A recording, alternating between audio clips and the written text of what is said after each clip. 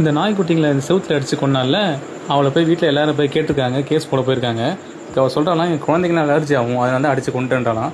அப்புறம் எழுத்து வீட்டுக்காரங்களாம் அவன் குழந்தை மேலே கழுத்தி கடிச்சாங்களாம். அந்த கடுப்பில் வந்து அப்படி பண்ணாலாம். என்னமோ அது பாட்டு உணருது.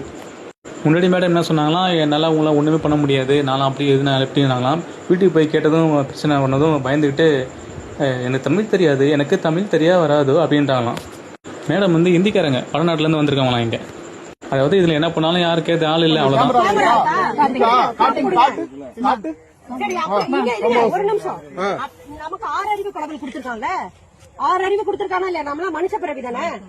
நாங்க பேசுறது உனக்கு புரியுது, இந்த 6 அறிவுன்றது உனக்கு புரியல. நீ புள்ள பெற்றிருக்காதானே, அதுவும் அந்த நாயும் புள்ள பெற்றதானே. எப்படி பந்து விளையாட மாதிரி போட்டு அடிச்சிருக்க மகராசி. யாரு நாய் தூக்கி போட்டுச்சா? நாய் தூக்கி போட்டுச்சா? டாக் வந்து கல்ல தூக்கி போட்டுச்சா உன் புள்ள மேல? நாங்க எல்லாம் விசாரிச்சுட்டோம். எய்த்த வீட்டுக்காரங்களுக்கும் உங்களுக்கு உள்ள பிரச்சனையே நாங்க கேட்கவே கிடையாது. புரியுதா? நீங்களாச்சு அவங்களாச்சு, ஓகேவா? நான் கேக்குறது, உன் புள்ள இருக்கா, உன் பிள்ளைய ஏத்த வீட்டுக்காரங்க கல்லுல அடிச்சாங்கன்னு உனக்கு கோவம் வந்து நீ கேஸ் கொடுத்துருக்க.